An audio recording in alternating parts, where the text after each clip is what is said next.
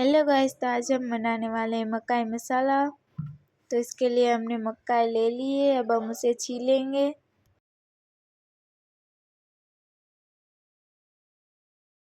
ये देखिए हमारी मकाई अच्छे से छील चुकी है। अब हम उसे वॉश कर लेंगे। अब हम उसे उबालने के लिए कुकर में डाल देंगे और डालेंगे अंदर 2 गिलास पानी, नमक, हल्दी और उससे थोड़ी देर के लिए उबालने के लिए रख देंगे। ये देखिए हमारी मकाई अच्छे से उबल चुकी है। अब हम उसे निकाल लेंगे, फिर हम उसे सेक लेंगे और हम बनाएंगे उसका मसाला, चटनी, धनिया पाउडर, काला नमक और उसे अच्छे से मिक्स कर लेंगे।